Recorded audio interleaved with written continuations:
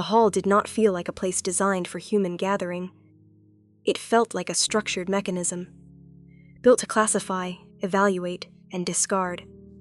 Rows of elevated platforms stretched across the central chamber, each occupied by women, standing in silence. Not individuals in a social space, but units arranged in comparative exposure. The lighting was deliberately neutral, eliminating warmth, eliminating privacy. Every surface reflected visibility, but none of it offered recognition. She stood among them, completely veiled. No skin visible, no facial outline readable through fabric. Even her posture was controlled in a way that avoided accidental disclosure. The hood draped low, creating a continuous absence where identity should have been. Around her, the system continued functioning without interruption. Names were called, bloodlines were announced, traits were evaluated aloud with clinical indifference. Each woman on the platform received a form of immediate interpretation from the audience, an instinctive categorization that required no effort. Fertile but unstable, high-value lineage, declining condition, scarred but still acceptable. Even degradation here had structure, even rejection had language. She had none of it. There was nothing to interpret. And because there was nothing to interpret, the system did what it always did with uncertainty. It generated discomfort. Whispers began before she was even addressed. Why is she covered like that? That's not normal. No one would hide unless. The sentence was never completed. It did not need to be. The implication was enough to allow the audience to fill the gap themselves. In a system built on visibility, invisibility was not neutral. It was violation of expectation. She remained not because she was passive, but because movement would only convert uncertainty into exposure. She understood, at a basic level, that this space did not reward explanation. It rewarded legibility, and she was currently unreadable. That was her only known fact inside the room. At the far end of the hall, the auctioneer continued speaking. His voice carried the rhythm of practiced detachment, as if emotional neutrality was part of the profession itself. He did not pause for reactions. He did not acknowledge discomfort. He simply moved through entries like inventory. Yet even he hesitated slightly when his gaze passed over her section. A fractional delay. Not enough for attention, but enough for pattern disruption. His eyes did not linger on her face. There was no face to assess, but on the absence of any visible markers. The hesitation lasted less than a second, yet it changed the rhythm of the listing. And finally, he said, voice flattening again, the last candidate in this segment. The word candidate was used loosely here. It implied choice, it implied value assignment, but in reality, it functioned as containment language for uncertainty. Every other woman had been assigned meaning before arrival at this point. She had not. Behind her veil, she could feel it more than see it. The shift in audience attention. Not curiosity in the usual sense, but analytical discomfort, as if the crowd was collectively trying to resolve a missing variable in an equation. People leaned slightly forward, not to admire, to decode. A merchant near the front finally spoke, voice low but deliberate. That one. What is she hiding? The question did not seek information. It sought stabilization. Naming the unknown would restore cognitive comfort. If she was scarred, it would make sense. If she was disgraced, it would fit. If she was unwanted, the system would still hold. But silence followed. No answer came from the platform. Because there was no permitted answer that could resolve it without increasing instability. She was aware of this structure, even if she had never been taught it explicitly. Within this system, explanations was permission to exist, and absence of explanation was threat. Her father stood somewhere below the platform edge. Not close enough to appear attached to her, not far enough to deny involvement. A calculated position, socially neutral, legally defensible. Beside him, another woman, her sister, watched with a face carefully composed into disinterest. No recognition was offered, not because they did not see her, but because seeing her would require acknowledgement of connection, and acknowledgement had cost. The auctioneer moved on mechanically, listing the next woman. That woman cried softly. The system accepted her tears as predictable data. Another stood rigid with defiance. That too was catalogued as temperament. Everything was readable. Everything except her, and then it happened. A subtle shift in atmosphere, not announced, not described, but felt. It was not sound that changed first, but behavior. Servants at the rear of the hall adjusted posture. Guards shifted stance. The auctioneer's cadence reduced by a fraction, as if recalibrating pace against an external variable not yet visible. The doors at the far end had opened. She could not see them directly, but she felt the change in pressure through the room's collective attention. Conversations collapsed mid-sentence. Even those not facing the entrance turned instinctively, as if responding to something pre-linguistic. Presence arrived before identity. Not loud, not dramatic, absolute. A structured dominance that did not need performance. The system reacted before explanation was possible. And in that reaction, something became clear. Whatever had entered the hall was not another participant in the auction logic. It was a reference point outside of it. Her breath remained steady beneath the veil, but internally, something registered. A shift in the environment, where classification systems usually operated smoothly. For the first time since entering the hall, she was no longer the primary anomaly. Something else had disrupted the hierarchy of attention, and whatever it was moving closer. She did not yet know its name, but she recognized the effect immediately. A system that could read everyone had just encountered something it also could not fully interpret. The hall did not change, but the way it was understood did. What appeared to be ceremony was, in reality, a classification infrastructure disguised as tradition. Every element in the space, platform elevation, spacing between candidates, sequencing of announcements, was designed not for presentation, but for interpretation control. She had been inside similar rooms before, but never from this position. From the veil, perception narrowed into controlled fragments. Sound, movement, pressure shifts in attention. And from these fragments, she reconstructed what the system truly was. It was not an event. It was a sorting mechanism for human value under institutional constraints. Marriage in this context was not emotional outcome. It was not even social continuity.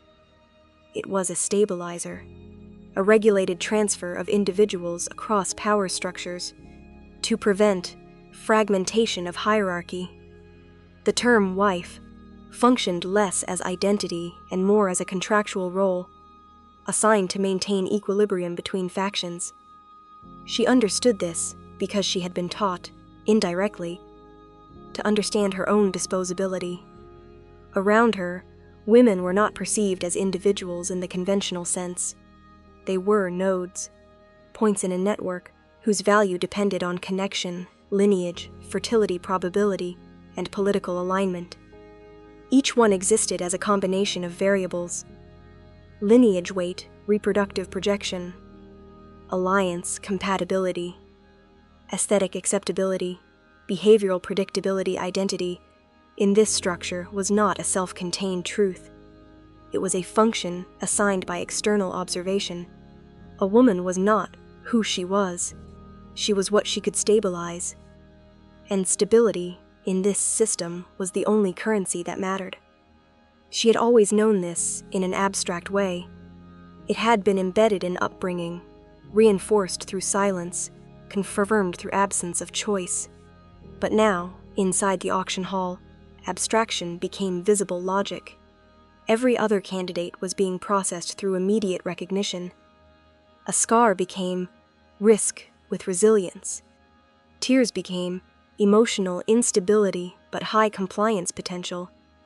Confidence became potential resistance requiring containment. Even suffering had classification. Except hers. There was no category that resolved cleanly. She was not scarred. Not visibly unstable. Not clearly valuable. Not clearly expendable in a predictable way. She was simply unparsed, and in a system built on parsing, that state created friction.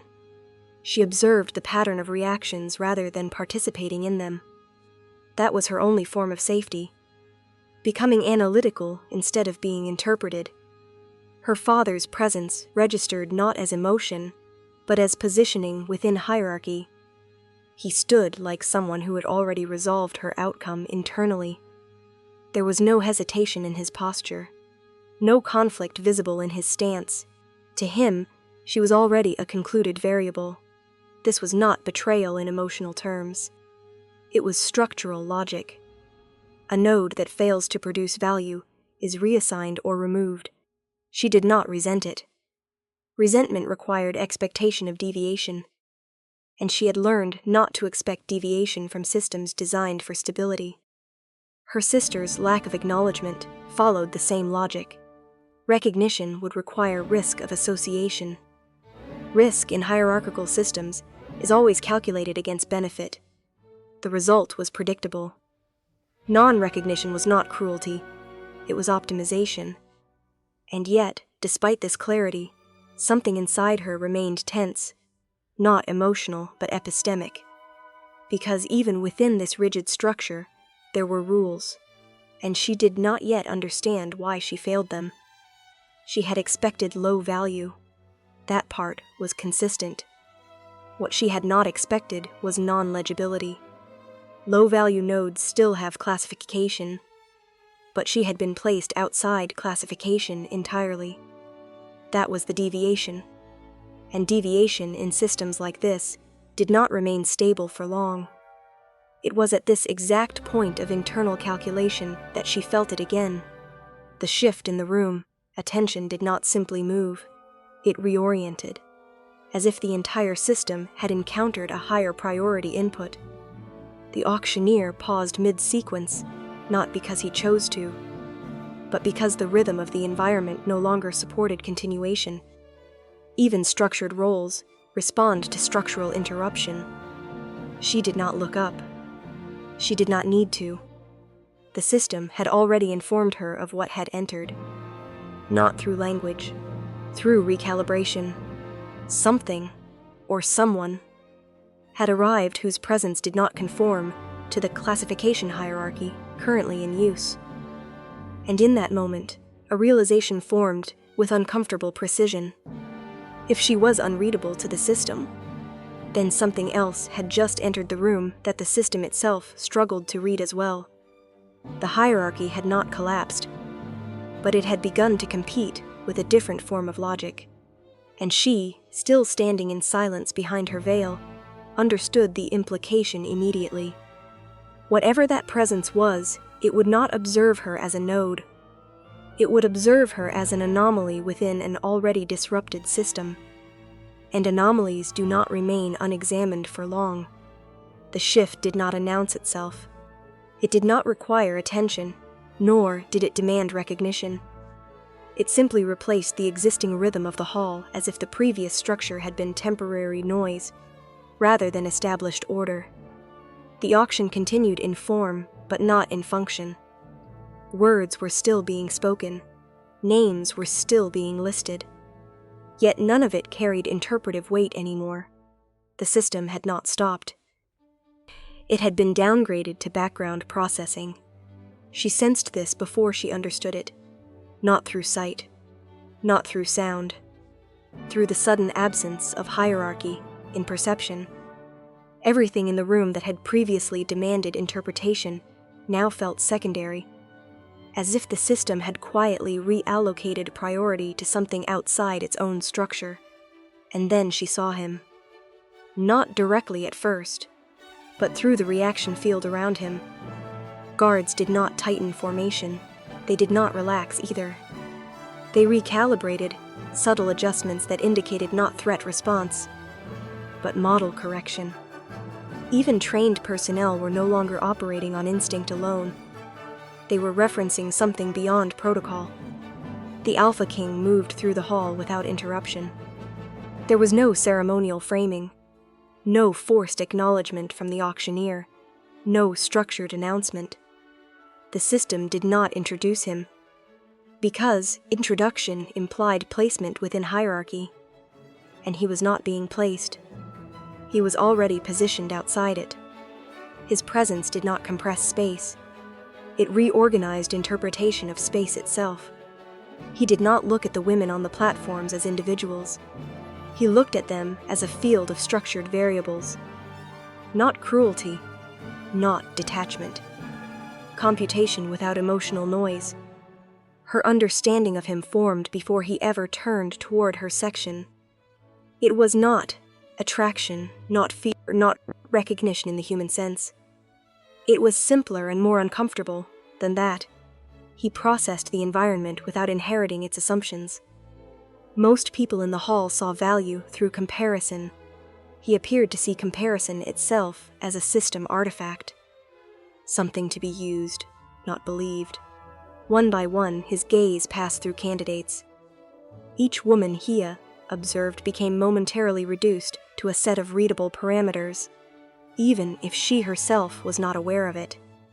Until he reached her section, there was no visible change in expression, no pause that the audience could interpret as significance, no narrowing of eyes, no hesitation, and yet something broke the expected continuity of his scanning behavior. Because, for the first time since entering the hall, there was nothing to read. Not difficulty in reading, not incomplete data, but absence of structure that could be translated into meaningful output. She remained still behind the veil. The system had already defined her as anomaly, but anomaly still implied deviation from known parameters. He did not treat her as deviation. He treated her as non-indexed existence within an indexed system. That difference was not emotional. It was architectural. He stopped, not dramatically, not as a gesture meant for attention. He simply stopped moving at the exact point where interpretation ceased to be efficient. The hall did not react immediately. People did not yet understand what had occurred. They only sensed that attention had been reallocated in a way that did not follow normal social flow.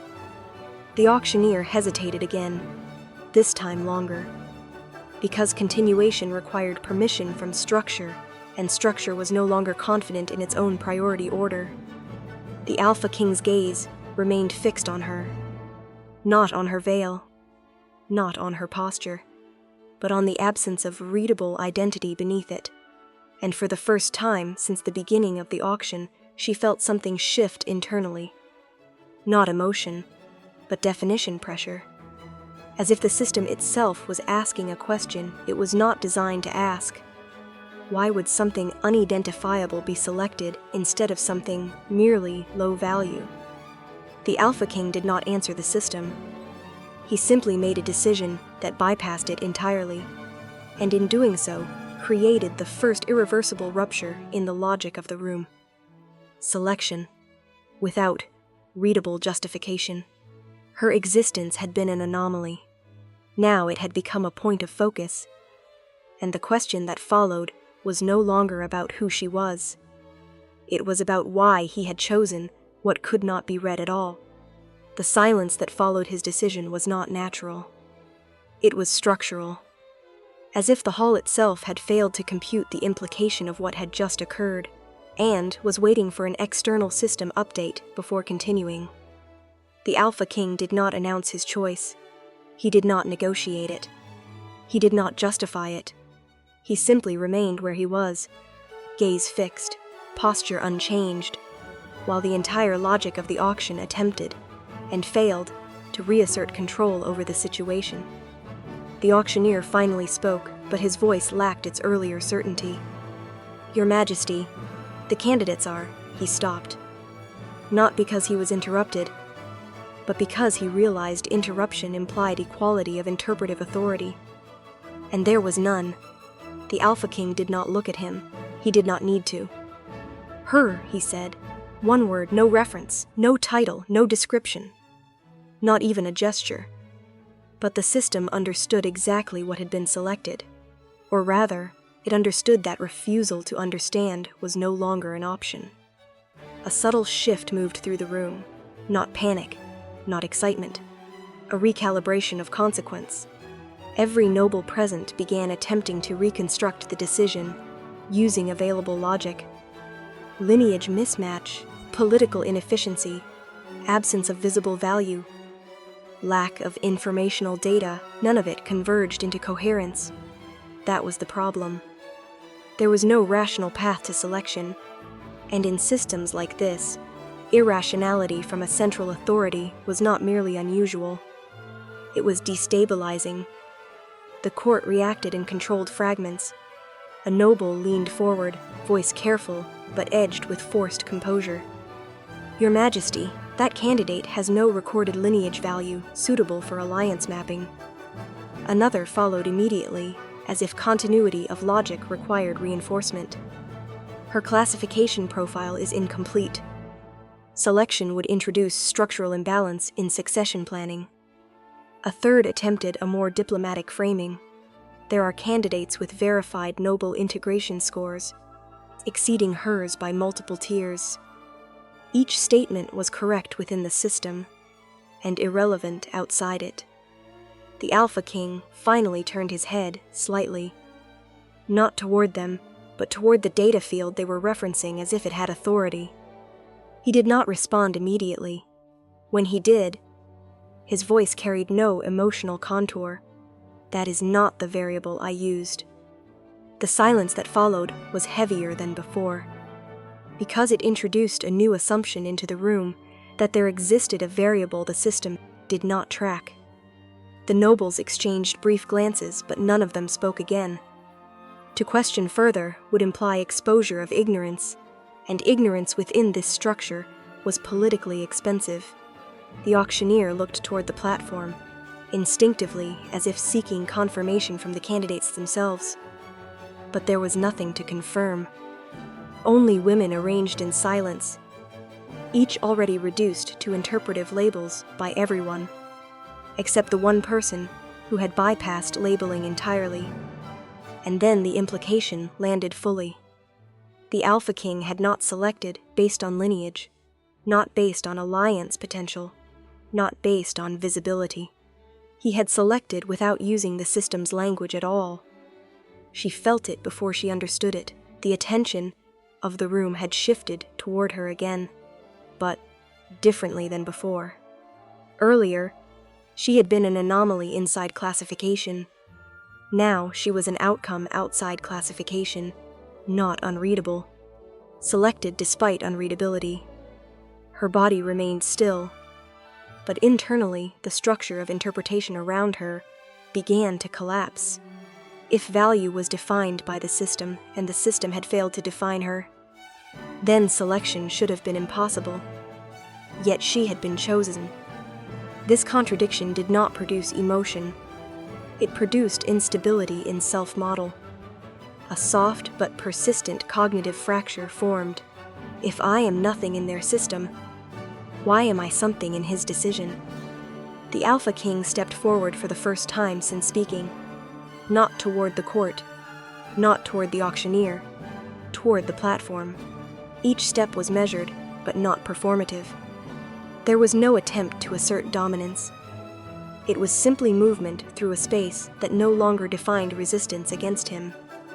Guards did not intercept him, not because they were ordered not to, but because interception no longer fit within the response tree their training provided. He stopped below the platform where she stood, still veiled, still undefined, still unclaimed by language. He did not look up immediately.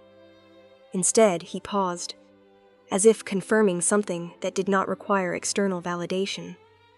Then he spoke again. This one is sufficient. Not explanation, not justification, a termination of debate. a finalization of selection logic. Behind him, the court remained in a state of controlled dissonance. Their systems continued attempting to resolve the decision into familiar categories, but every category failed to attach. Political asset, no confirmation. Lineage value, undefined. Strategic marriage utility, unmodeled. And yet she had been chosen. The Alpha King finally raised his gaze to her veil.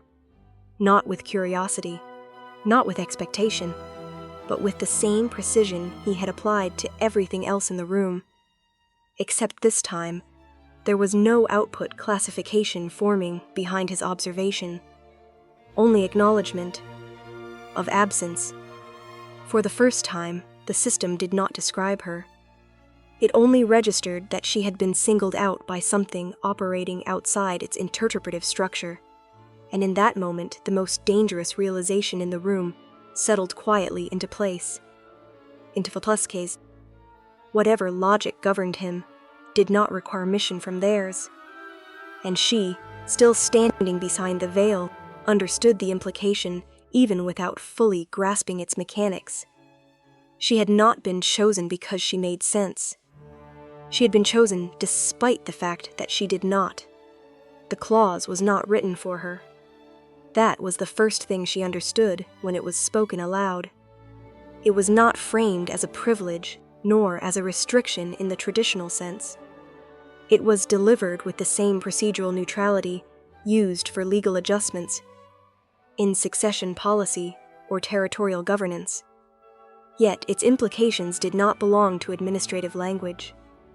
It belonged to control of perception itself. The selected candidate, the court official announced, voice carefully stabilized, is subject to a non-perception condition. The room did not react immediately, not because they did not understand the words, but because they understood them too well. A non-perception condition was not common, it was exceptional.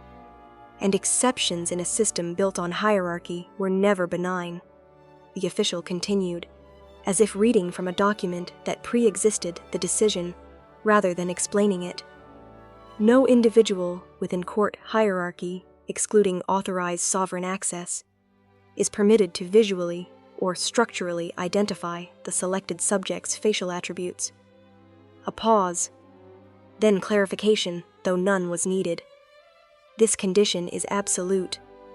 The word absolute did not function as emphasis. It functioned as termination of debate. A soft disruption passed through the nobles. Not emotional outrage, not curiosity, a recalibration of threat assessment. Because the meaning was clear even without interpretation. She was not simply being hidden. She was being removed from collective perception. The Alpha King did not turn toward the speaker. He did not acknowledge the announcement as new information. It was as if the clause had already been part of his internal structure of decisions, and the court was merely catching up to an execution that had already occurred. She, on the platform, remained still, but internally something tightened. Not fear, not relief, but a more precise discomfort. The system was no longer only failing to read her. It was now being instructed not to. This was a different category entirely. Before, her invisibility had been passive, a consequence of lack of value, lack of recognition, lack of classification. Now it was active, enforced, institutionalized. A noble broke silence first, carefully controlled. Your Majesty, if identification is restricted, how is legitimacy of union to be verified within court records? The question was not personal, it was structural, because legitimacy in this world required visibility. A union that could not be visually validated created instability in lineage, documentation, inheritance chains, and political alliance mapping. The Alpha King finally responded. His voice remained unchanged. Verification is not dependent on observation. The noble hesitated. That contradicts. It contradicts your model, he interrupted without raising tone. No hostility, no emphasis, just correction. The court fell quiet again.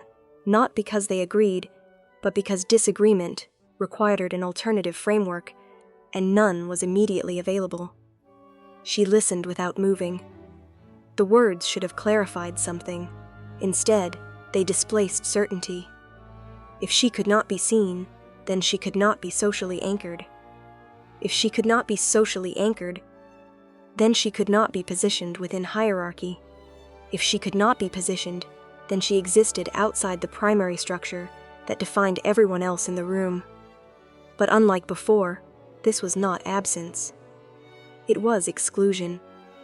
There was a difference between being ignored and being structurally prevented from being interpreted.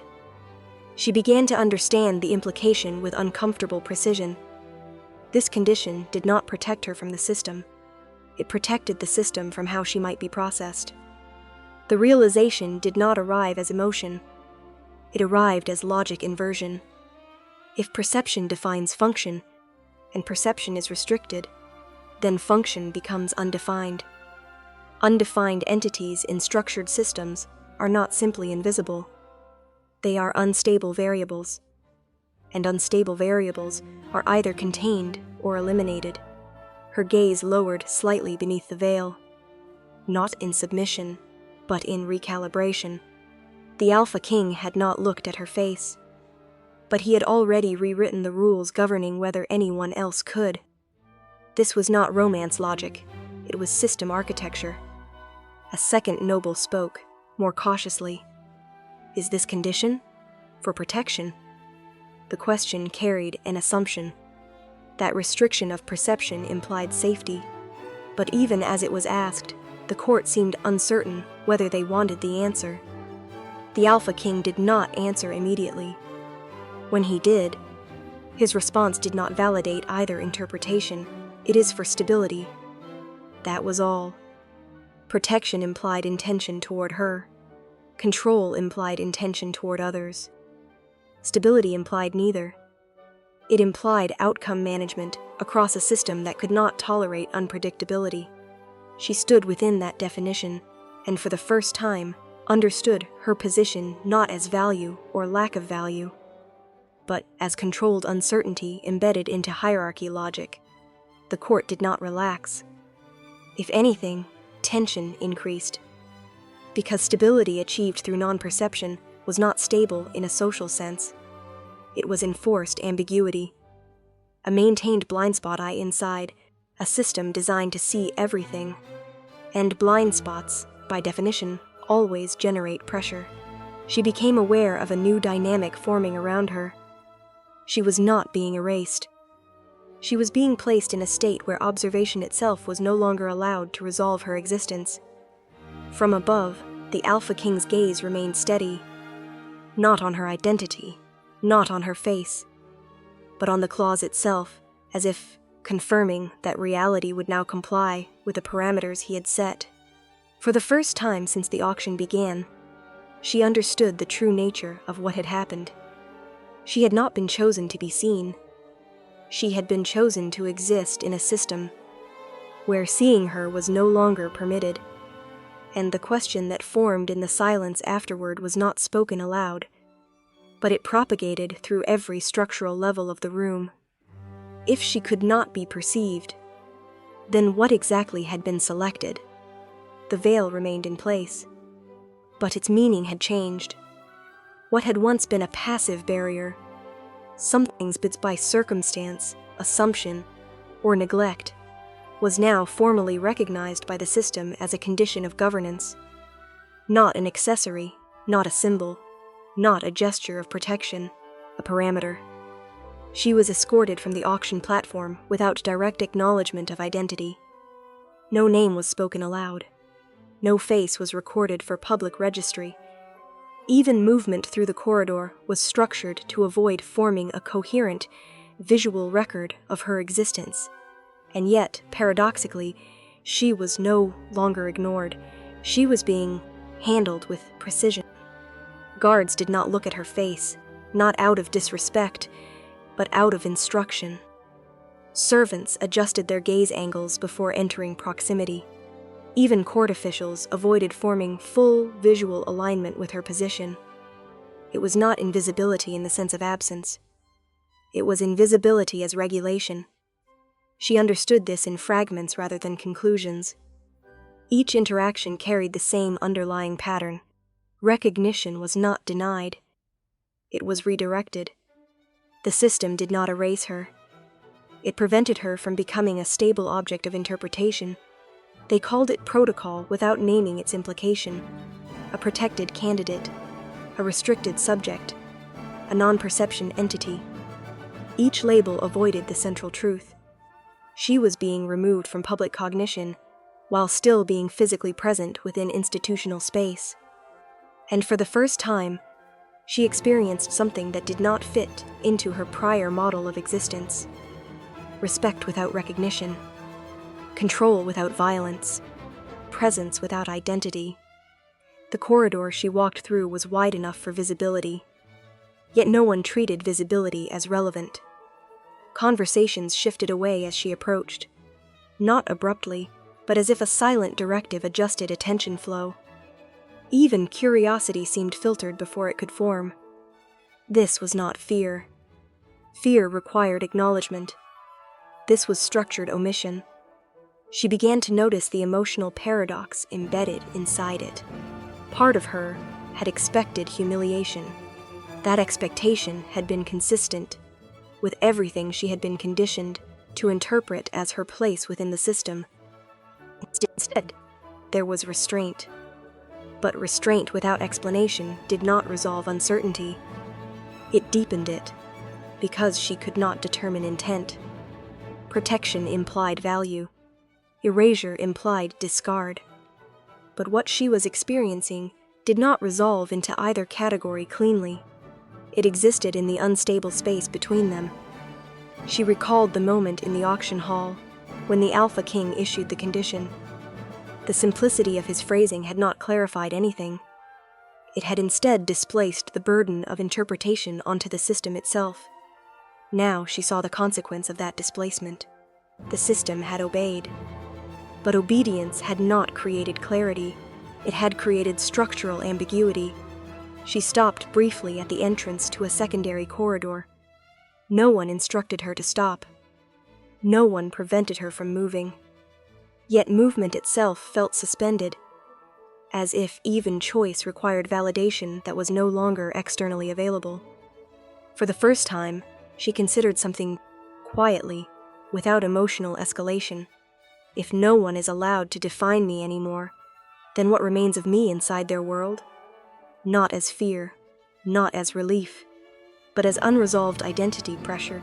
She reached up, instinctively, fingers hovering near the edge of the veil, then stopped. Not because she was told not to, but because she realized something more precise. Even she was not permitted to confirm herself through sight within this system anymore. The restriction was not only external, it was recursive, and in that realization, emotional ambiguity finally formed. Not as confusion, but as dual interpretations, stability collapsing into two competing truths. 1. She was being protected from reduction into objectification. 2. She was being removed from the possibility of being fully acknowledged at all. Neither interpretation could dominate. Both remained structurally valid, and that was what made it unstable. As she resumed walking, escorted further into the inner section of the palace, one question settled beneath everything else. Quiet, unresolved, persistent. If being unseen is protection, then why does it feel indistinguishable from deletion? The castle did not receive her like a guest, but it also did not treat her like an intruder. That was the first contradiction she registered upon entry. There was no ceremony, no announcement of arrival, no structured acknowledgement of identity transition from external system into internal hierarchy. The carriage door opened, and the space simply accepted her presence without integrating her into its social logic. She stepped inside, and nothing responded in the way she had been conditioned to expect. The corridor extended forward in controlled symmetry, stone, light, distance. all calibrated for function rather than display. Yet what stood out immediately was not the architecture itself, but the behavior of those within it. Servants moved, but they did not look, not at her face, not at her veil, not even at the space she occupied in a direct observational sense. Their gaze operated at an angle, always deflected, always incomplete, as if full visual confirmation had been disabled by instruction rather than habit. She recognized it within seconds. This was not avoidance born from fear. It was neutralized perception, a structured inability to complete the act of recognition. One servant passed close enough to adjust the lighting along the corridor. The motion was precise, professional, unaffected, yet at the exact moment of proximity, the servant's eyes shifted, not downward, not away, but into a state of non-interaction, as if her presence had been filtered out before perception could finalize. She was seen enough to navigate space around, but not enough to become an object of interpretation. This pattern repeated. Every interaction followed the same structural rule. Presence acknowledged at a functional level, identity excluded at a cognitive level. It was neither cruelty nor kindness. It was system design. She continued walking under escort. The guards accompanying her did not speak. Their role was not enforcement, but confirmation of trajectory. Even their positioning avoided forming a visual frame that would place her at the center of attention. She began to understand the deeper implication. The condition imposed in the auction hall had not remained confined to public space. It had been exported into the castle's internal operating logic, not as exception, but as infrastructure. A restricted subject was not simply protected from visibility. She was removed from the default mechanism through which identity was constructed. Corridors led into corridors. Doors opened without announcement. Each threshold felt less like transition and more like segmentation of controlled environments. At no point was she asked to confirm herself, nor was she given the opportunity to be misidentified. Identity in this place was not being denied. It was being bypassed entirely. At one point, she paused briefly when passing a mirror embedded into the wall, a decorative feature in most noble residences, designed to reinforce presence, status, and self-recognition. But here, the mirror reflected only architecture. Her form was absent, not distorted, not obscured, absent from reflective logic itself.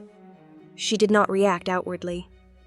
The system did not allow space for visible reaction, but internally, the implications settled with increasing weight. This was no longer about being unseen by other excluses. It was about being excluded from representational frameworks entirely. The escort stopped at a door. No announcement followed, no explanation. The servant simply opened it and stepped aside. The gesture implied completion of transition. Rather than invitation, she entered. The room was large but not ceremonial, functionally structured, minimally furnished, designed for occupancy without narrative framing. A space intended to host presence without defining it. Behind her, the door closed. Silence followed. Not empty silence. Controlled silence. She realized something then that did not arrive as emotion, but as structural clarity. In this castle, she was not being positioned socially. She was being isolated cognitively. No one here would confirm her identity, because confirmation was no longer part of the interaction protocol. Servants did not avoid her because she was dangerous. They avoided recognition because recognition itself had been disabled. The Alpha King's condition had not simply altered court behavior externally. It had rewritten internal perception rules at the level of institutional reflex. She sat slowly on the edge of the bed. No one instructed her to sit. No one confirmed permission. Even autonomy felt unacknowledged here, as if actions taken by her did not require validation or opposition to exist within the system. Her hands rested in her lap beneath the veil. For the first time since entering this environment, she was no longer being evaluated, categorized, or compared. But that absence of evaluation did not produce relief. It produced displacement, because evaluation, even when oppressive, still anchored identity within a system of reference. Without it, she had no external calibration point. She existed in a state where neither recognition nor rejection was possible. Only continuation. A soft knock did not come. Instead, a tray was placed outside the door and removed again without announcement. She did not hear footsteps fade.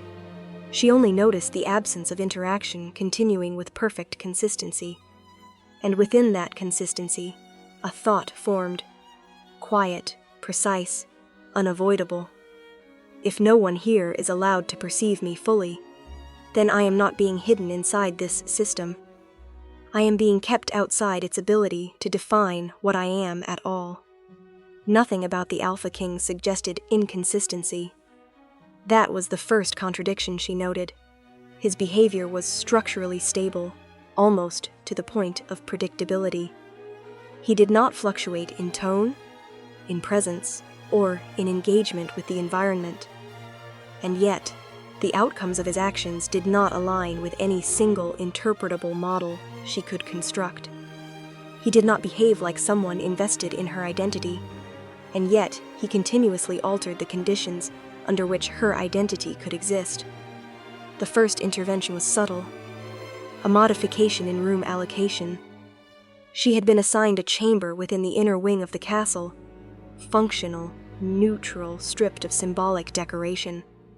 But within a single night cycle, the environment changed without notification, not relocation, adjustment. The lighting system recalibrated to reduce reflective surfaces. The mirror panel she had noticed earlier was removed entirely. Not broken, not replaced. Simply absent as if it had never been part of the architecture. When she asked, carefully, through a servant who avoided eyeline contact, the response was equally neutral. Adjustment to sovereign directive. No elaboration followed, no justification. Just closure. She stored the information without emotional interpretation, but she did not discard it, because the pattern had already begun forming. The second intervention occurred the following cycle. Her movement routes within the castle were modified. Corridors previously open to transversal access were subtly restricted, not locked, not guarded, simply rerouted in a way that reduced intersection with active court personnel. At first, she assumed this was containment logic related to the non-perception clause, but containment implied isolation. What she was experiencing was not isolation. It was environmental restructuring around her presence footprint. The system was not removing her from space, it was redesigning space to minimize interpretive collisions involving her. Again, no explanation, only implementation. The third intervention was the most structurally revealing. She was provided access to reading materials, legal frameworks, historical records, system codices. Not curated, not restricted, comprehensive. Entire sections of governance structure and lineage protocol were made available without limitation. This did not fit any known pattern of control. If she was to be contained, information restriction would be expected. If she was to be integrated, identity assignment would be expected. Instead, she was placed in a condition of maximum informational exposure with minimum perceptual validation. She could learn everything about the system, but the system would not learn her in return. That asymmetry created a specific kind of cognitive tension. She began to track it with precision. Each intervention followed the same structure. 1. No emotional framing. 2. No direct interaction. 3. No explanation. 4. No expectation of response, and yet every action consistently reduced friction in her environment. Not comfort, not intimacy. Friction, The removal of variables that could destabilize her interaction with the castle's internal logic. At no point did the Alpha King acknowledge these changes in her presence. He did not visit her chamber. He did not request reports. He did not engage in observation rituals, typically associated with controlled subjects.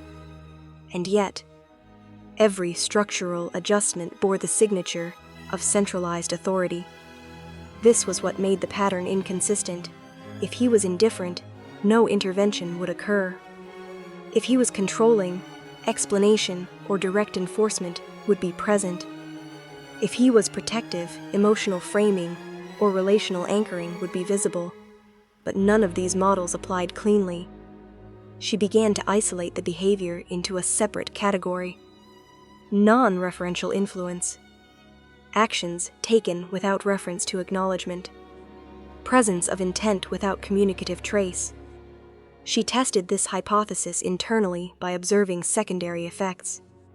When she requested basic adjustments through servants, responses were already pre-aligned with approval, as if anticipated before articulation. When she paused in specific corridors, environmental conditions adjusted subtly to reduce exposure density. When she spent extended time reading court law, relevant historical anomalies were quietly made accessible in adjacent archives without formal request. Every action she initiated was met with a system that had already accounted for it, not reacted, pre-structured, and still no explanation was offered. This absence became more significant than the actions themselves. Because in any structured authority system, influence without explanation is not neutrality. It is design. One evening, as she reviewed a set of governance documents detailing Noble Union protocols, a realization formed with uncomfortable clarity. Her presence inside the castle was not being managed as a person. It was being managed as a variable within a controlled system simulation. Not eliminated, not integrated, stabilized. She closed the document slowly. For the first time since arriving, she did not question what the Alpha King wanted from her. The question had become insufficient. Instead, she shifted the frame entirely. He was not acting toward her identity. He was acting toward the conditions under which her identity would remain structurally coherent. And yet, he never explained why. That absence of explanation created the second layer of mismatch. Because behavior alone suggested protection, but silence suggested detachment, and continuous interventions suggested something closer to control without ownership. None of these interpretations converged. They coexisted, and that coexistence produced a sustained instability in her internal model of him. She noted it with precision rather than emotion. Pattern inconsistency. Persistent, non-random, non-declarative influence. Without interpretive anchoring.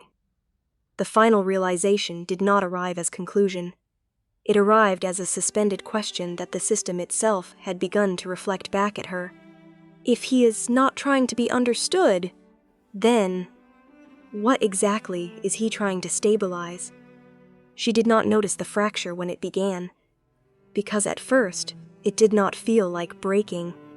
It felt like inconsistency, a mismatch between two systems of interpretation that were both operating with internal logic, yet refusing to converge into a single conclusion. The first system was the world she had always known. It was simple in structure, even if painful in application. She was low value. Not metaphorically, not emotionally, structurally. Every interaction she had ever experienced, from family positioning to court invisibility, had reinforced a single coherent output. She was not selected, not prioritized, not stabilized within hierarchy. The world had already written her equation, and it always resolved to the same result: nothing. But now there was a second system, and it did not agree. The Alpha King did not treat her as low value, but more importantly, he did not treat her as valuable either. He treated her as unclassified. That distinction created the first rupture. Because value, even negative value, still belonged to a known system of comparison, it implied ranking, position, measurable distance from others. Unclassification did not. It removed her from comparison entirely. She began to see it in fragments rather than conclusions. When servants adjusted space around her without acknowledging her identity, it was not because she was insignificant. It was because her presence had been removed from interpretive labeling. When court protocols bent around her existence without direct mention, it was not avoidance in the emotional sense. It was structural omission. And when the Alpha King intervened, quietly, repeatedly, without explanation, it did not align with either protection or possession. It aligned with calibration, as if her existence was being adjusted to remain stable within a system that could not tolerate ambiguity at scale. This realization did not arrive all at once. It accumulated. Slowly. Inconsistent data points forming a pattern she did not want to name, because naming it would require accepting that both systems, social and sovereign, were producing valid outputs that contradicted each other. One said, "You are nothing." The other did not say, "You are something." It said something far more destabilizing. "You are not defined."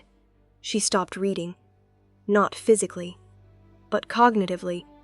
The text in front of her, legal codex detailing lineage governance, remained open. Symbols remained legible. Language remained intact. But interpretation stalled. Because interpretation required a stable reference point, and she no longer had one. Her hand rested on the edge of the page without turning it. A rare moment of stillness where thought did not progress forward, but folded inward instead. If she accepted the social system, then the Alpha King's actions made no sense. If she accepted his system, then everything she had believed about herself collapsed. And neither option felt incorrect. That was the fracture. Not contradiction, but dual validity. A servant passed outside the room. No glance entered through the threshold. No acknowledgement of presence occurred.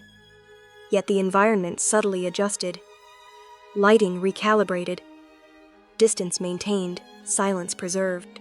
Even absence was now structured around her. She realized something then with uncomfortable clarity. She was no longer being excluded from the system. She was being excluded from having a single system define her at all. Her breath slowed, not in emotional response, but in cognitive load stabilization, because the implications were no longer abstract. They were recursive. If society could not define her accurately, and if the Alpha King could not be placed within societal logic, then their disagreement about her was not conflict. It was evidence that identity itself might not be singular. A thought formed, carefully, almost resisting its own emergence. If I am not what they say, then what am I? The question did not seek comfort. It did not seek resolution. It functioned like a structural fault line. Because once asked, it did not allow the previous definitions to remain intact.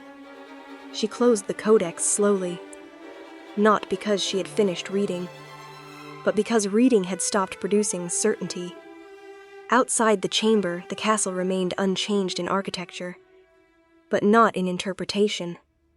Everything she observed now contained dual readings layered over each other without resolution. Protection or control, absence or exclusion, recognition or refusal of classification, and at the center of it all, silent, consistent, unexplained. The Alpha King's influence remained present without ever becoming explicit. She understood, finally, the nature of the fracture. It was not between her and the system. It was between two systems trying to define the same existence, and neither would yield. Not yet. The distance between them had not changed significantly, but the system around that distance had. She noticed it first not through direct interaction, but through the removal of friction from everything that surrounded it. Corridors no longer redirected her away from key intersections. Doors that previously required indirect routing now opened without delay. Servants still avoided perceptual confirmation, but their movement patterns subtly reorganized to allow predictable proximity windows with higher authority zones. It was not invitation. It was calibration. She had learned by now that nothing in this environment was spontaneous. Even absence of restriction carried intent, and at the center of that recalibrated structure was him. The Alpha King did not increase presence in overt terms. There were no formal visits to her chamber, no ceremonial summons, no visible attempt to initiate contact in a relational sense. And yet, the spatial logic of the castle had begun to bend around the probability of their intersections. She encountered him in corridors that were statistically unnecessary for him to traverse, in archive wings that were not part of his administrative domain, in transition spaces where presence was usually minimized for efficiency. Each encounter followed the same pattern. No greeting, no acknowledgement of social expectation, no emotional framing. He would appear, register the environment, and continue as if her presence was one of many variables already accounted for in his trajectory model. And yet, she noticed something precise beneath that apparent neutrality. He was adjusting conditions around her without acknowledging her as the cause. One corridor was widened overnight, reducing forced proximity with court personnel.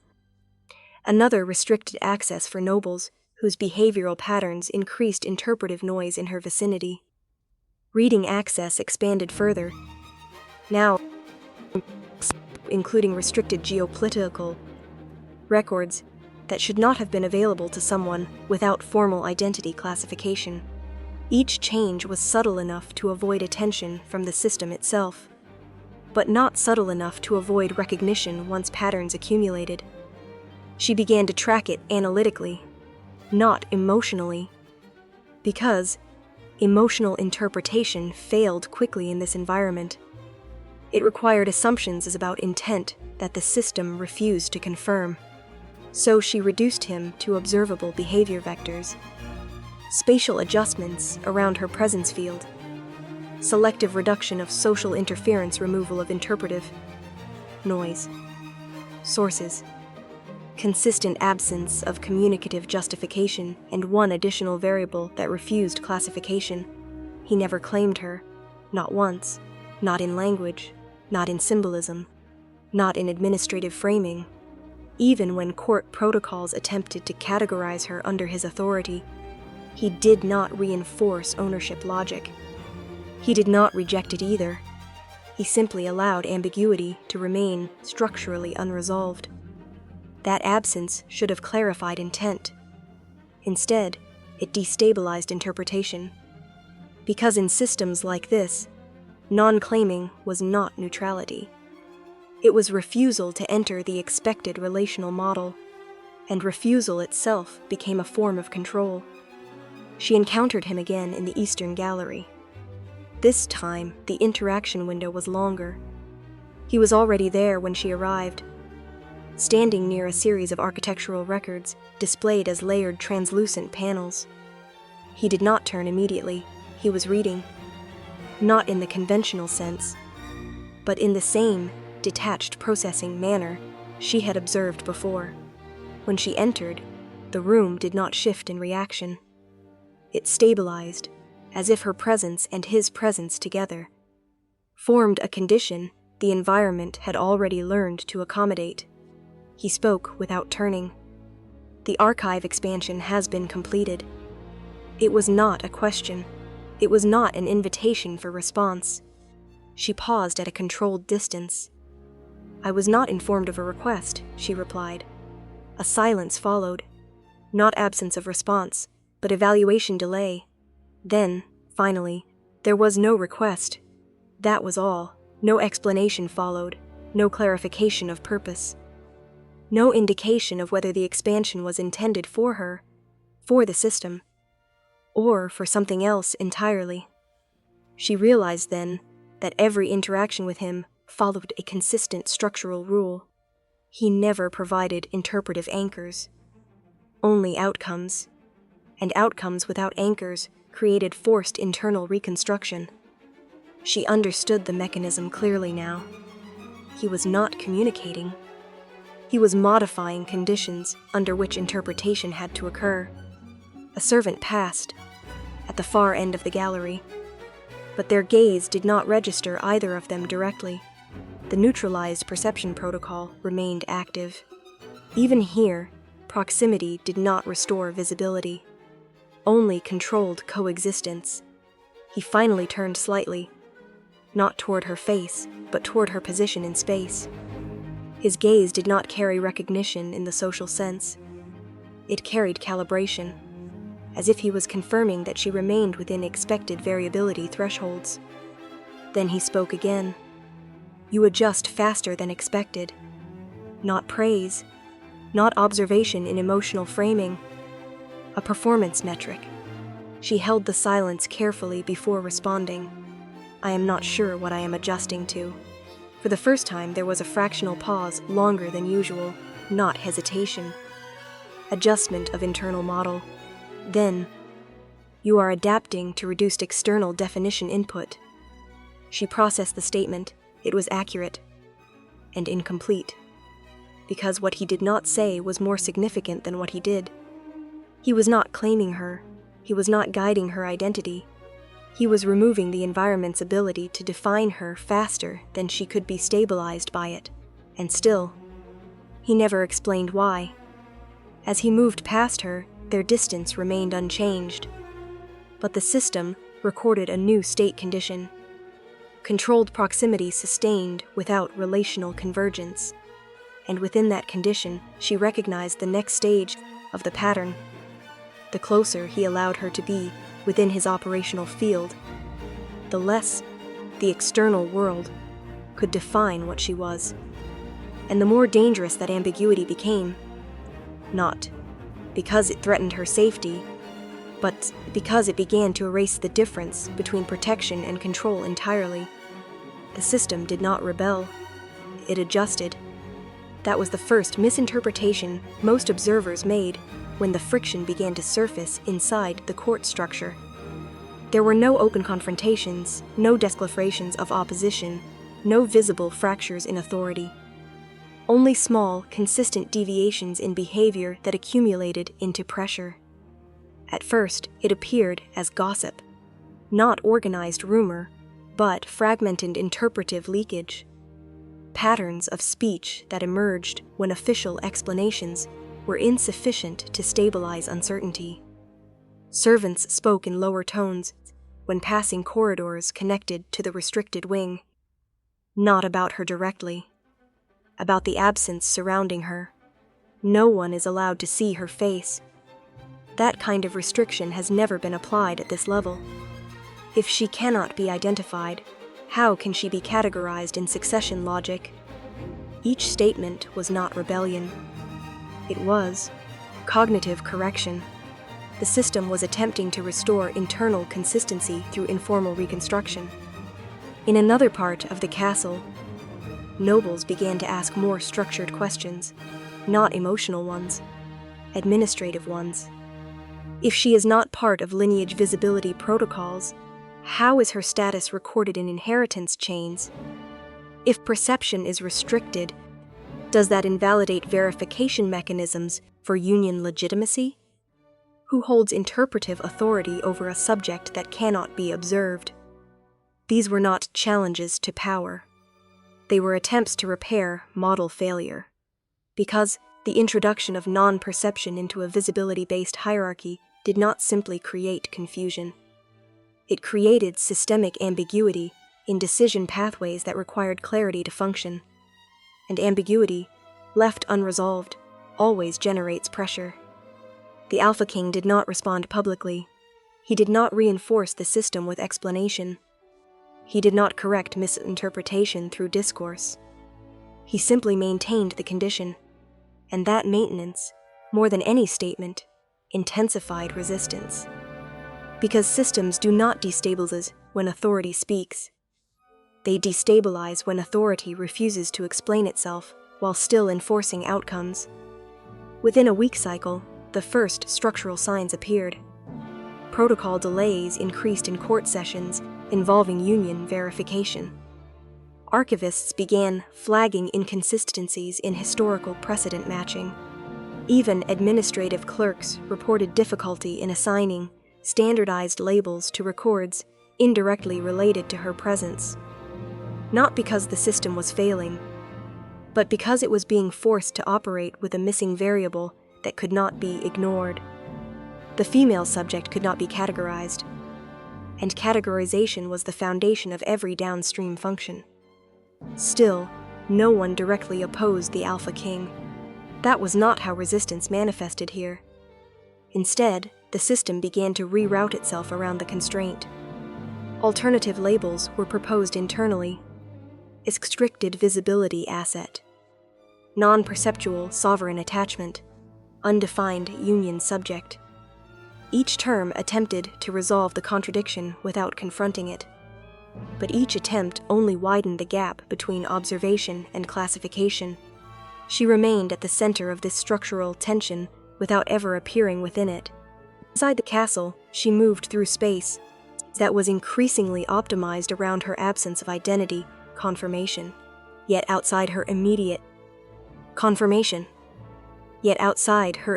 environment, the court was beginning to exert pressure on the system that contained her, not against her. Against the condition itself. One evening, during a closed advisory session, a senior noble finally articulated the underlying concern, not as accusation, but as structural warning. If identity cannot be verified through perception, then legitimacy becomes non-referential. And non-referential legitimacy cannot sustain governance stability.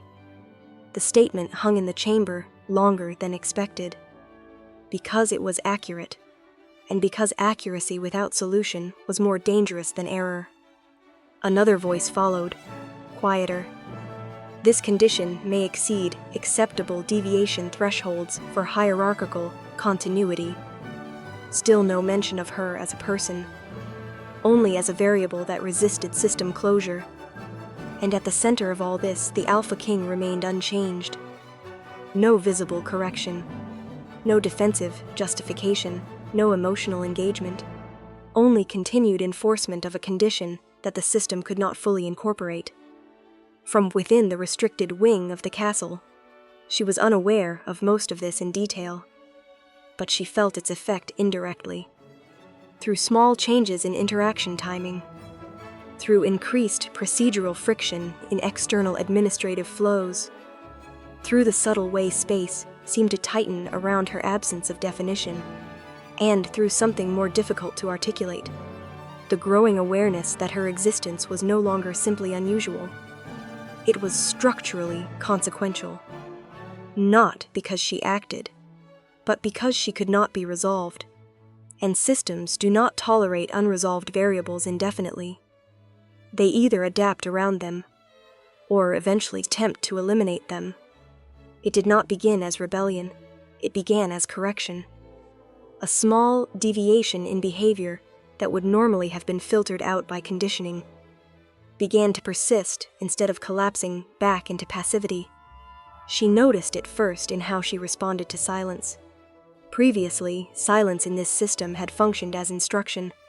Do not interpret, do not interfere, do not assert. Now, silence became something else, a gap in which interpretation could occur without immediate correction. The first instance was simple. During a routine interaction with a servant, an exchange so minimal it barely qualified as communication, she did not withdraw after receiving incomplete acknowledgement. Instead, she paused and asked a direct question. Why are the corridors restricted only around certain access points? The question itself was not dangerous. What was new was the lack of internal suppression before speaking it. The servant hesitated, not emotionally, procedurally. as if the system had not pre-computed an acceptable response path for this level of inquiry from her. Finally, the answer came. Adjustments are made according to sovereign directives, a closed loop, no information gain. In the past, she would have accepted this as terminal input and moved on. This time, she did not. Which directive? The servant stopped entirely, not because the question was aggressive, but because it created a branching requirement where only linear response was allowed. A second later, the answer returned more controlled. Those details are not accessible. She registered the pattern, not the content. The structure. Information boundary enforcement increased precisely when she attempted to move from passive recipient to active inference. Later that day, she extended the experiment, not toward servants, toward the system's edge of visibility, toward him. She did not seek him directly. She waited until proximity occurred naturally, one of the structured intersections that had become increasingly frequent, without explanation. He appeared in the outer administrative corridor, as usual, without announcement or entourage emphasis. His presence did not disrupt the environment anymore. It stabilized it. When he reached her position, he did not stop immediately. He only slowed. A calibrated reduction in movement efficiency, as if acknowledging her presence within his operational field, without elevating it to priority. She spoke before the system could define the interaction. You are modifying environmental access patterns around me. No preface, no hesitation. The statement hung in space longer than previous exchanges. He turned his gaze slightly, not fully toward her face, but toward her position in a way that registered attention without assigning emotional framing. Yes, he said. One word. No justification. No expansion. That was consistent. What changed was her internal response to it. Previously, such confirmation would have produced interpretive collapse. Why? For what purpose? Under what emotional logic? Now, she did not attempt to fill the gap immediately. Instead, she observed the gap itself. You are doing it without informing the court, she continued. Another pause. Yes. Still no explanation. But something subtle shifted in her processing.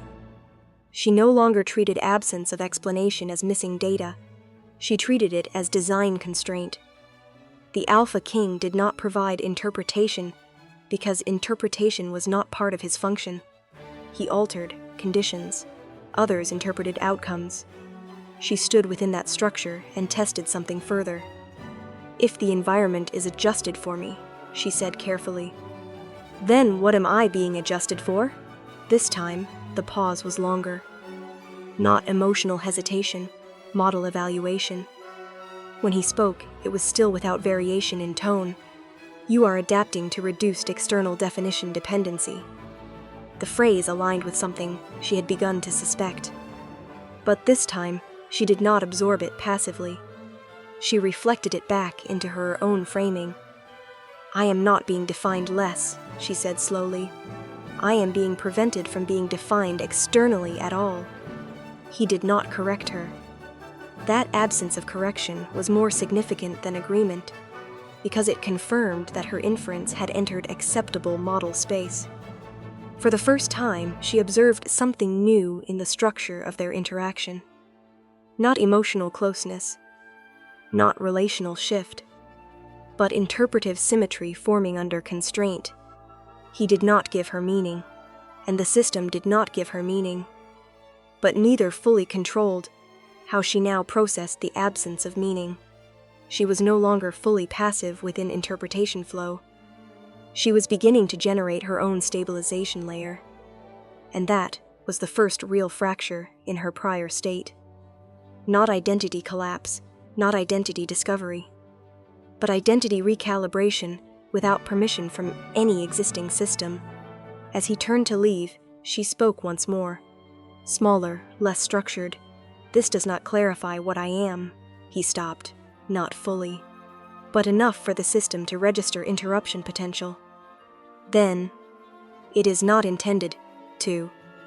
And he continued walking. She remained still. But internally, something had already shifted past the point of reversal. Because for the first time, she was no longer asking which system defined her. She was beginning to operate outside the assumption that any single system should. Certainty did not break loudly, it dissolved. The first sign was not conflict, but hesitation inside systems that had never hesitated before. Administrative processes that once resolved identity is in a single pass now returned incomplete outputs. Classification tables designed to stabilize hierarchy began producing null entries where her identity should have been mapped. Not error, not corruption. Absence of resolvable definition. Inside the court infrastructure, this manifested as a quiet but persistent drift. Records referencing her could no longer converge into a single category. Every attempt to assign her a stable position within lineage architecture failed at the final step of confirmation. Even archived references, designed to preserve historical consistency, began to diverge depending on which subsystem retrieved them. She was simultaneously present in administrative memory logs, absent from identity verification, registers partially indexed in restricted sovereign records, but never fully coherent across all layers. The system had encountered ambiguity before. It had never encountered sustained ambiguity that resisted resolution. And in parallel, the Alpha King's influence was still active. That was the second fracture, because his behavior did not align with observer neutrality anymore. Previously, he had functioned as an external stabilizer, an entity that adjusted conditions without participating in interpretive conflict. But now, his interventions were no longer cleanly separable from the system's attempts to define her. Every correction he introduced, spatial, procedural, informational, produced secondary effects that invalidated existing classification logic. When the court attempted to stabilize her identity through formal review, access paths were already modified. When archivists attempted to reconstruct her status, relevant comparison frames were no longer accessible. When nobles attempted to negotiate legitimacy frameworks, foundational assumptions about visibility and identity were no longer consistent across departments. It was not sabotage. It was structural interference at the level of interpretive prerequisites. And the most destabilizing part was this: he never acknowledged the conflict. He did not engage the system. He did not oppose it. He operated beneath its level of dialogue entirely. This created a condition the court could not resolve, a subject that could not be defined by the system, and a sovereign influence that could not be interpreted through system logic acting on the same unknown variable. Inside advisory chambers, this contradiction began to surface as controlled instability. Not panic, not dissent. Reevaluation pressure. If identity cannot be consistently verified across subsystems, one official stated carefully, then governance continuity requires redefinition of classification authority. Another responded immediately. But classification authority presumes observable subjectivity. A pause followed that statement, because it exposed the core problem. She was no longer reliably observable within system logic, and yet she remained operationally present. A third voice added, lower. And yet His Majesty continues, direct environmental adjustments around her condition without procedural explanation. That sentence changed the tone of the room, because it introduced an unavoidable implication. The Alpha King was no longer outside the system, but neither was he inside it.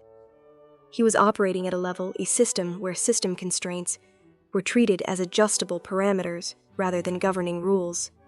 Meanwhile, she was becoming something the system could not stabilize around. Not because she was powerful, not because she was absent, but because she resisted convergence. Inside the castle, she noticed the changes indirectly. not through announcements or confrontation, through breakdown of consistency in how the environment responded to her presence. Servants no longer followed stable behavioral patterns near her. Not avoidance, not engagement, something more fragmented. As if perception rules were no longer uniformly applied. Some interactions treated her as restricted. Others treated her as undefined. Some ignored her entirely in ways that felt procedural rather than enforced. And none of these states remained consistent long enough to form a stable model. Even more significant was what no longer occurred. Environmental adjustments around her no longer followed predictable, sovereign patterns alone. They now appeared to be influenced by conflicting rule sets. One system attempted to enforce non-perception stability. Another attempted to preserve operational coherence of governance logic. And beneath both, the Alpha King's interventions continued without explanation, not resolving the contradiction, but sustaining it. She began to understand the shift not emotionally, but structurally. The world was no longer disagreeing about her value. It was no longer even disagreeing about her identity. It was disagreeing about whether identity could be resolved at all in her case. And at the center of this unresolved structure stood two incompatible forces. The system, which required definition to function, and the Alpha King, who acted as if definition was optional. Neither was winning. Neither was failing. They were simply continuing in parallel, generating escalating inconsistency in everything that touched her existence. For the first time, certainty itself had become unstable. And within that instability, a new and more dangerous condition began to form. Not that she was undefined, but that nothing interacting with her could agree on what definition even meant anymore. The realization did not arrive as revelation, it arrived as reorganization. A quiet, internal reordering of everything she had previously assumed to be stable. She had spent her entire life operating under a single implicit model. That identity was something observed externally, assigned through consensus, and reinforced through repetition. People became what they were called often enough. Systems became what they enforced consistently enough, and she had accepted the lowest stable output of that system. Unvalued, unseen, unimportant. That had been her baseline.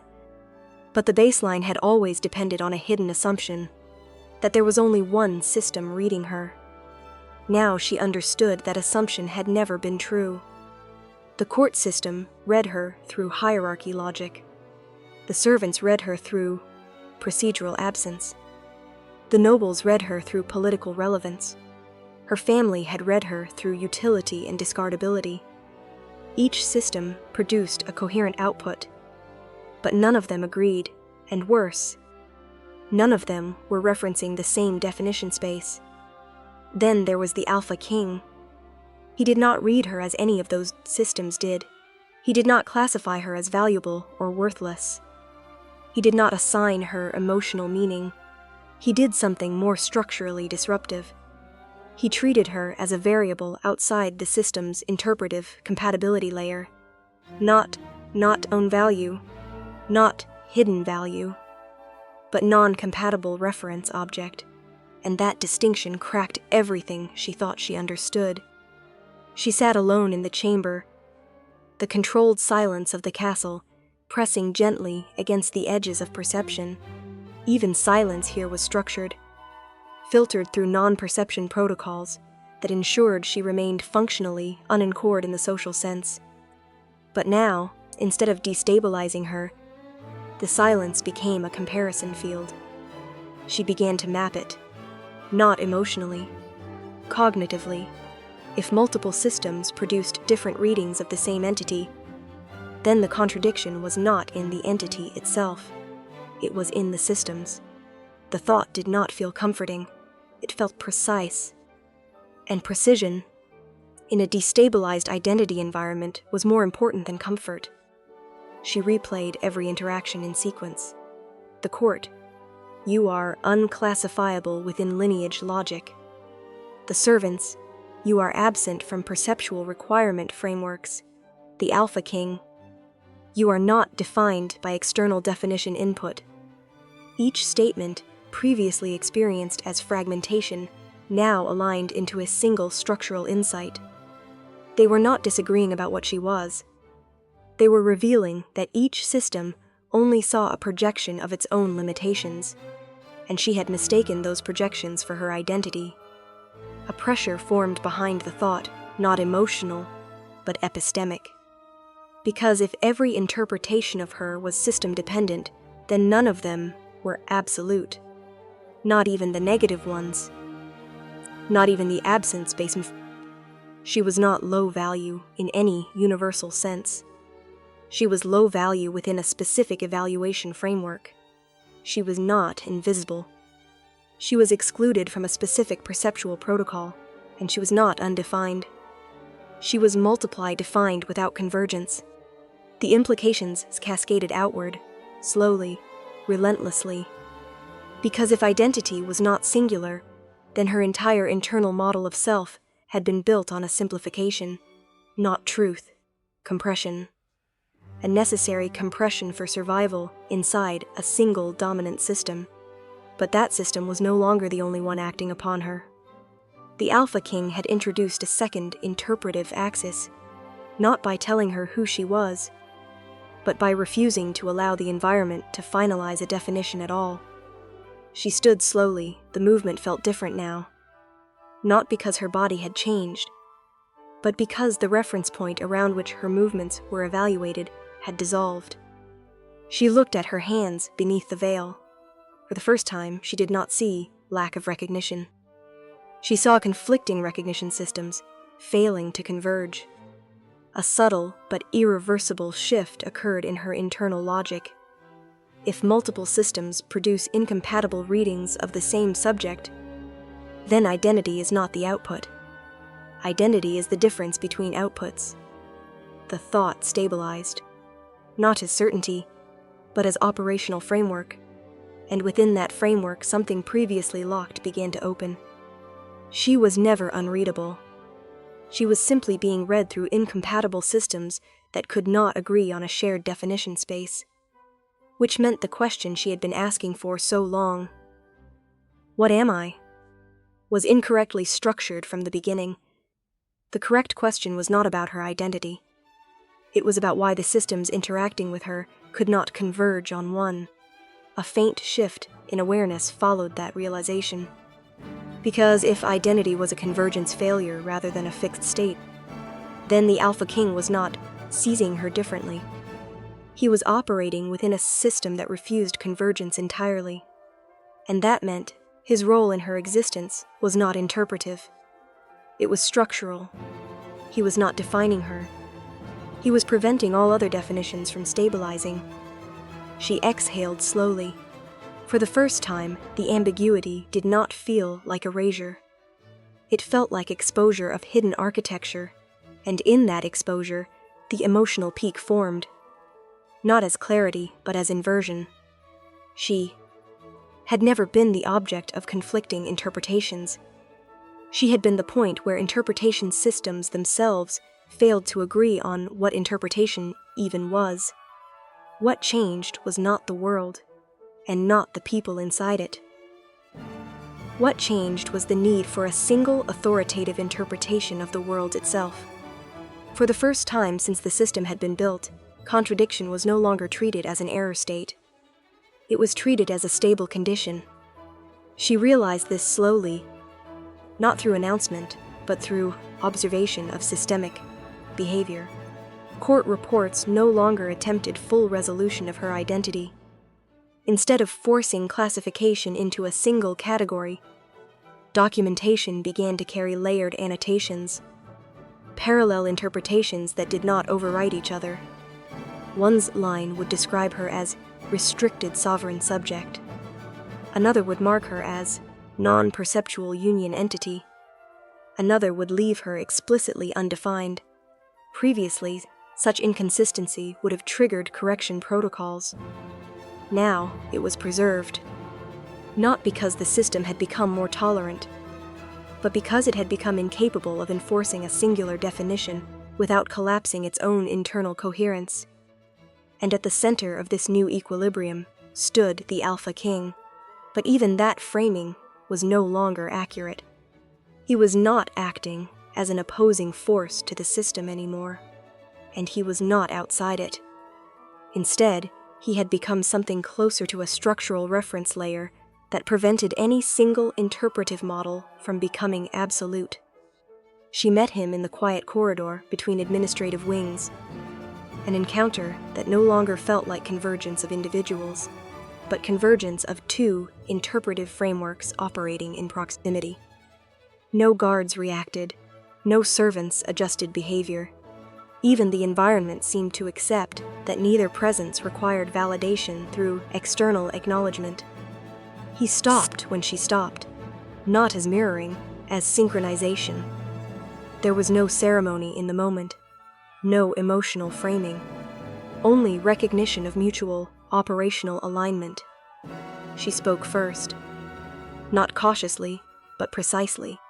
The system is no longer forcing a single definition. A pause followed, not uncertainty, but confirmation processing. Yes, he said. That was enough. No elaboration was needed between them, because elaboration belonged to systems that still required translation. She continued. It cannot stabilize identity through one model anymore. Again, no correction. Only alignment. Yes. Something subtle shifted in her understanding at that moment. Not of him, not of herself, but of the interaction space between them. Because for the first time she realized he was not providing her with meaning, and she was no longer receiving meaning from the system. Instead, both were operating within a shared condition where meaning was no longer singular. She tested the implication carefully. So what remains? He did not answer immediately, not because he lacked response, but because the question itself was not structured in system terms anymore. When he finally spoke, it was not interpretation. It was observation of structural state. Concurrent models without resolution. She processed that slowly. Concurrent models without resolution, not conflict, not synthesis, coexistence, and suddenly, the entire architecture of her previous identity collapsed into clarity. Not destruction, but reclassification. She had been trying to become one thing. The system had been trying to make her one thing. He had been preventing anything from becoming only one thing. And none of them had been wrong. They had simply been operating at different levels of interpretive constraint. The court still functioned. The hierarchy still existed. The rules still operated. But none of them could finalize her. And more importantly, none of them could finalize what she meant in relation to him. She exhaled, slowly, not emotional release. Structural acceptance. I understand it now, she said. He did not ask what she understood, because asking would imply that understanding required translation into a single frame. And that was no longer the case.